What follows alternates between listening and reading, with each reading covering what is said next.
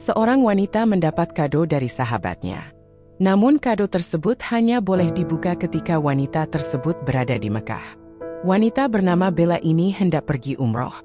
Sebelum berangkat, seorang sahabat memberinya sebuah hadiah yang dibungkus dalam amplop. Bella hanya boleh membukanya saat di depan Ka'bah. Dapat bingkisan dari Mareta, katanya suruh buka di Mekah, tulis Bella di caption TikToknya. Tertulis di amplopnya, dibukanya di Makkah. Bella pun menuruti permintaan Mareta sang sahabat. Saat sudah di depan Ka'bah, Bella duduk dan merekam dirinya saat sedang membuka hadiah dari Mareta. Betapa terkejutnya Bella saat melihat isinya.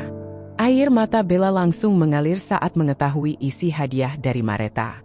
Ternyata kado dari Mareta sukses membuat Bella terharu.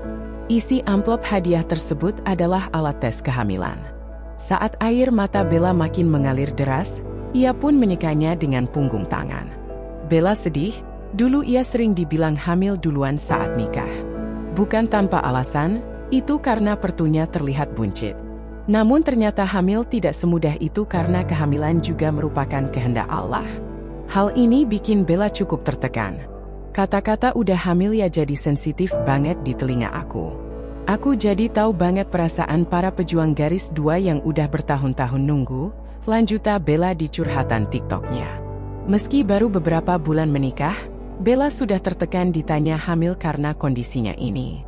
Padahal ia hanya bisa menunggu kehendak Allah. Untungnya ia punya sahabat yang perhatian. Bella berterima kasih pada Mareta yang sudah membantunya ikhtiar dengan memberikan kado tersebut. Mareta berharap keinginan Bella bisa terkabulkan setelah berdoa di Mekah. Di sisi lain, Bella mengaku menikmati pernikahannya. Meski begitu, ia hanya terharu dengan perlakuan sang sahabat. Iya guys, aku nikmatin kok ini.